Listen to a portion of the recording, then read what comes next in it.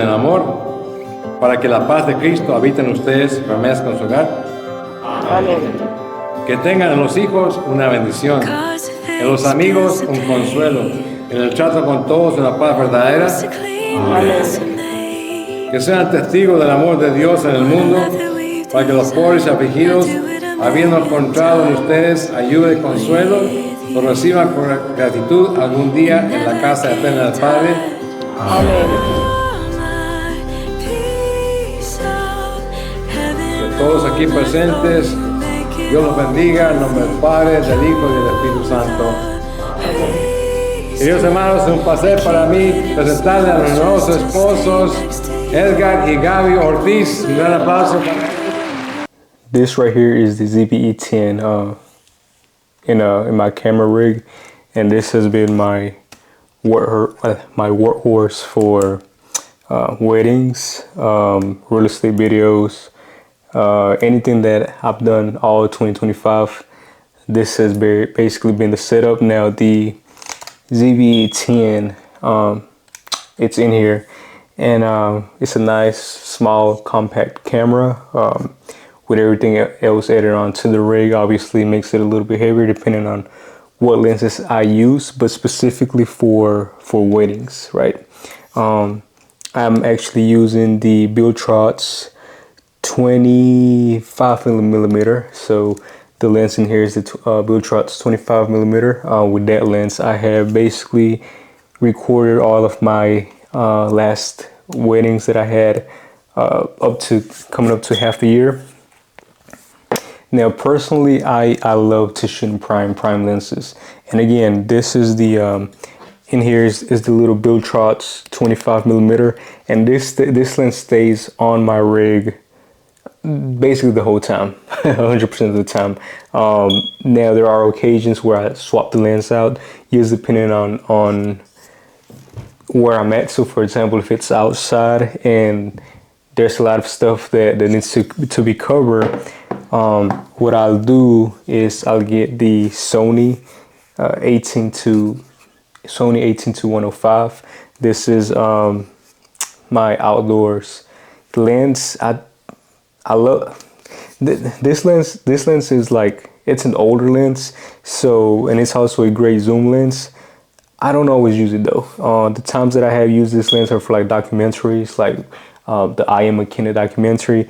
It was shot everything on the 18 to 105. Now, for weddings itself, I probably only shot like two events, because it was one wedding, one quinceañera with this one. But I always find myself going back to the prime lenses, only because of the f4. So the 18 to 105, so it's a f4, great for outside during the day, and then I just kind of add my little filter in the front, so that way I can don't have to bring the f-stop all the way up. I can just use the filters and keep it around that f/sit where it's very, very sharp. But again, once we go inside, the 18 to 105 is basically useless in my opinion.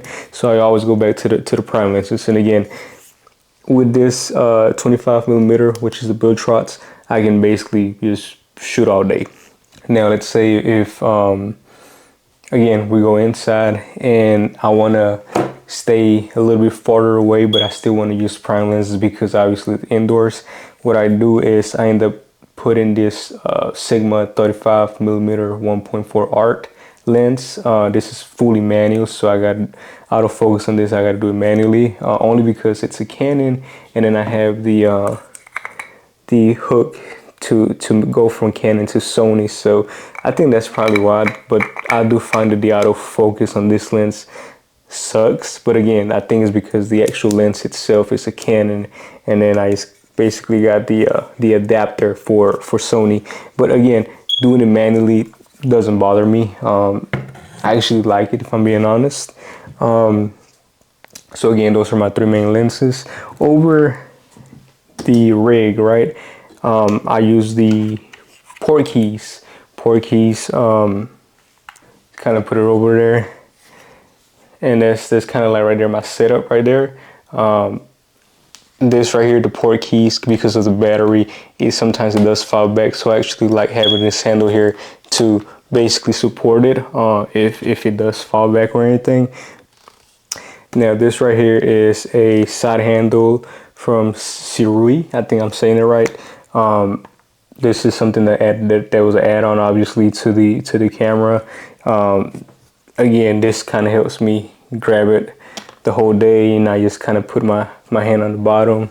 And then usually I like to put that battery right to my chest. That way you can get that nice stable footage, because I don't use gimbals. I had thought about getting a gimbal before, but I don't know. I really like just the whole rig, and kind of like using it. Again, this is very lightweight. It's a ZV-E10. ZV-E10 prime lenses. Sure, all this extra stuff adds weight to it, which is great for it to be stable. So I find that it's a nice combination to work with. Now again, this is the small rig 99B battery. Basically with this one, I just kind of charge my camera all day.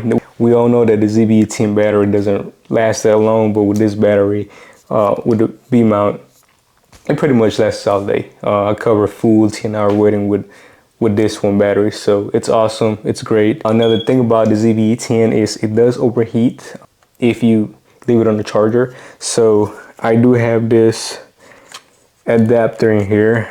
So I do have this fan in the middle. I don't know if you can see it. So I do have this fan right here in the middle. I just powered it up, and it keeps it cool the whole time. It hasn't given me any troubles. It's amazing. Works perfectly. Same thing. The B-mount battery powers this. This does come with an extra battery to power on its own, but I don't really use it. I just kind of like to hook it up and let it run all day.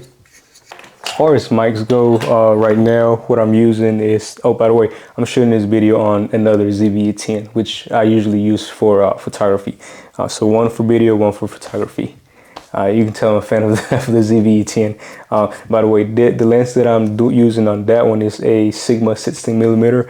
That originally was my prime lens for the weddings and all that, but it's a little too wide. I actually like this one, that 25, because it gives an equivalent about like a 38, right? That 25, because it's a crop sensor. The ZV-E10 is a crop sensor. It gives me about a 38 millimeter instead of the 25. Now the microphones that I'm using, the Rode mics.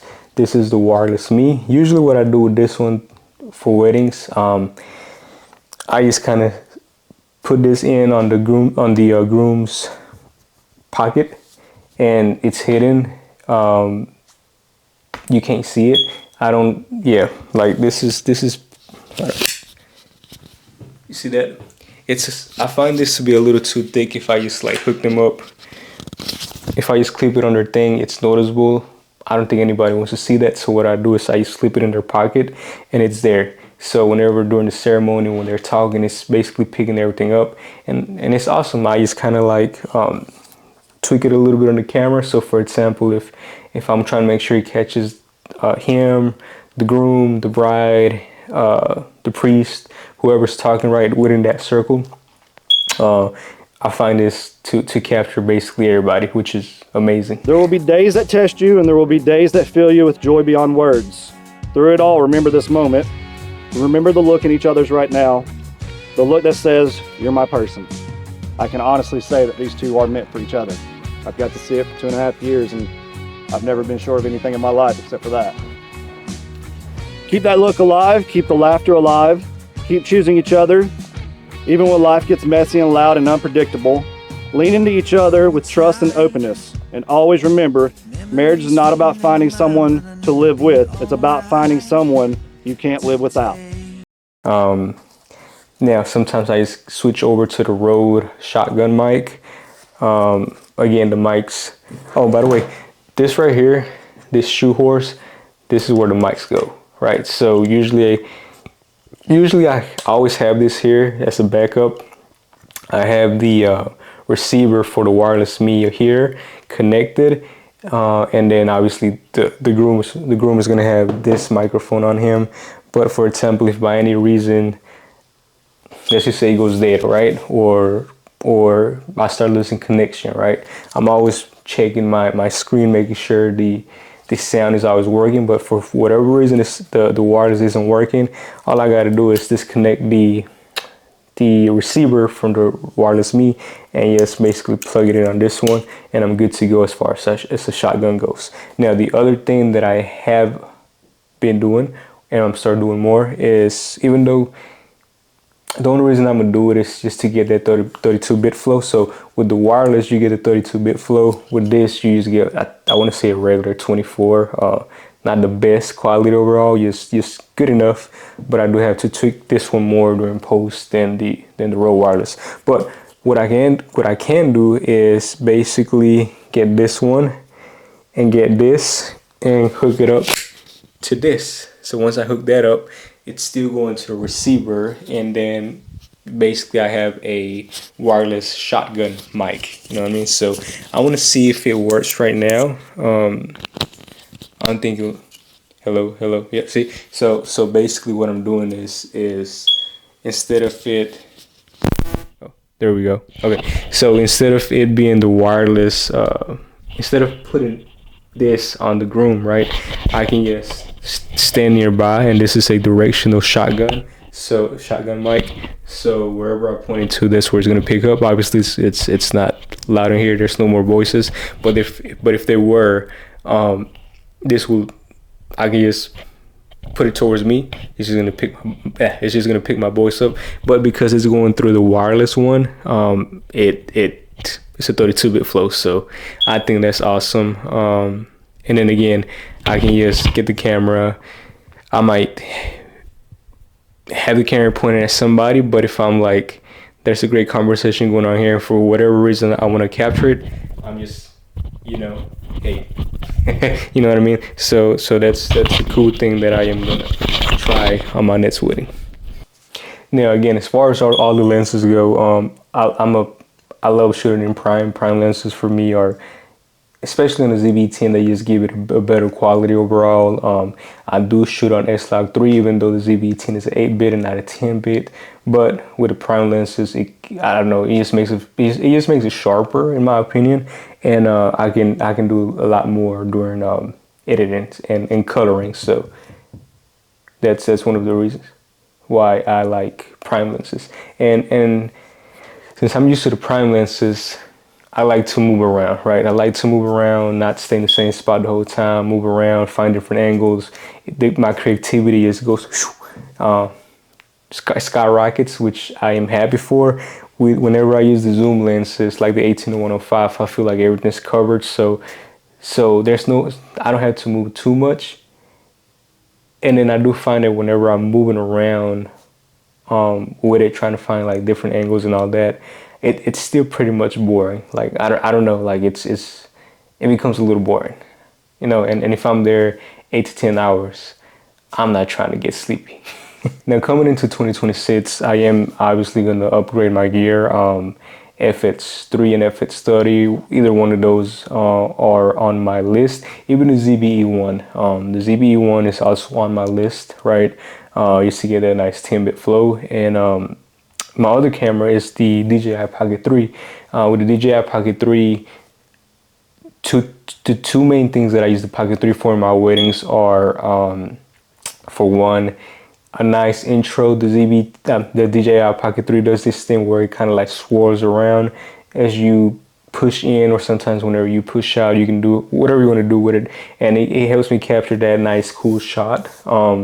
And second is, whenever you are saying goodbye, whenever the couple is coming out the door with the fireworks or whatever, the lighters and all that, it's usually dark. It's usually dark outside. Now because sometimes it happens so fast, right?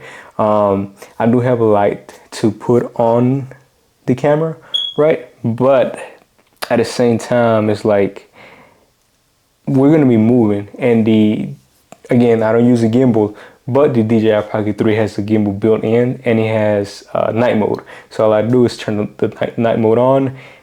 There's a lot of people out there, so it's not like the camera's getting on the way either way. So just here moving around, capturing the couple coming out, everybody screaming woo and all that, and I can actually follow them as much as I want. So those are the two things that I use the DJI Pocket 3 on. As far as everything else, I just use it for behind the scenes.